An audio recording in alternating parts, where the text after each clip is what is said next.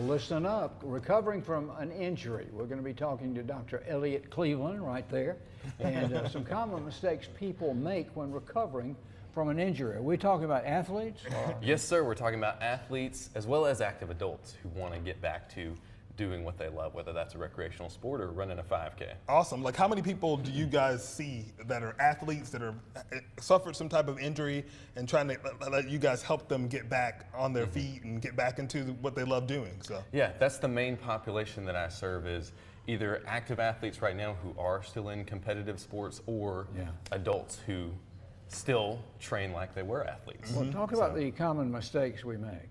Yes, so I used to make these mistakes, which is why I list them as the most common mistakes that physical therapists or sports medicine professionals make. And I think one of the most common is trying to get athletes back too soon and thinking they want to get back on the field, they want to play sooner, but sooner's not always better. Sooner does not mean safer. Well, they're eager to get back if they're really professional. And there's so much emotion attached to these athletes who want to really be back in the game. They got the FOMO, fear of missing out of like that big play, that big game, but you got to make sure your body is ready to be back in the sport. And the often problem with that is that they're more likely to re-injure if they haven't hit certain criteria. Which takes you out for longer. You know? Yes, right. Like, you stay out for the whole season instead of just missing 2 games. All right, just make a general comment here. What are most of the athletic injuries that you treat from the waist down, arms, head? It's a lot of extremity-based injuries, I would say. So we treat a lot of hip injuries, knee injuries like ACL reconstructions or general knee pain or knee trauma that's occurred. I treat a lot of groin injuries. So athletes take soccer or softball, for example, who are reaching for a ball and they strain their groin. And then in the upper body, we do a lot of shoulder work and elbow work with more throwing athletes. A lot of football players? Quarterbacks are big in that. Really? So we've treated a number of quarterbacks and pitchers in the area. So what you're saying is people need to stretch a little bit more because... That is a myth. That is one of the common mistakes, actually. We actually work more on stability and control of movement. Okay. And so getting out there and doing stretching before practice actually has no correlation with injury risk. So that is a myth. Interesting. Stretching is good. Stretching is not. Stretching is a myth.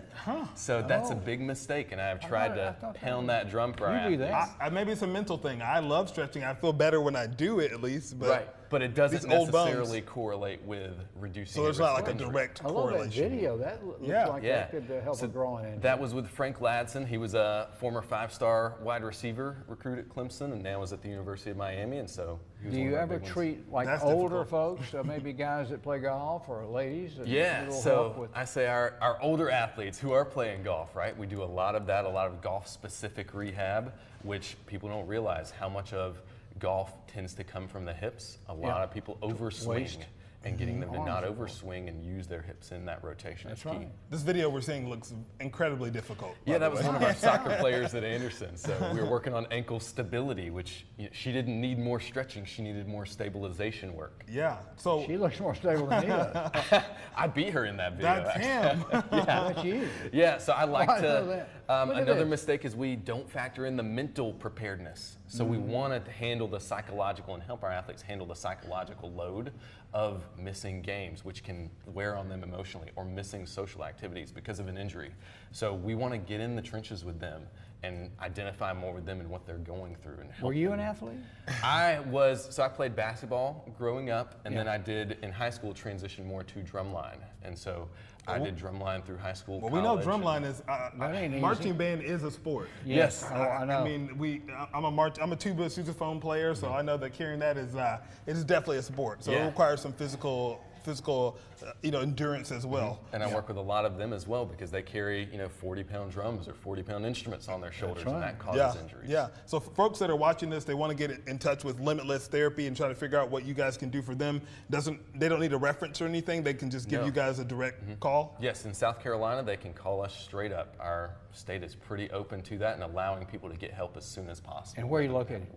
We have 2 Greenville offices, and then we also do mobile sessions where we come to you. So a couple couple of those were me going to our athletes, whether that is on the field with them to help them get back or to their weight room. And that's major to be able to have that mobile thing, like just come to you on the golf course, Jack.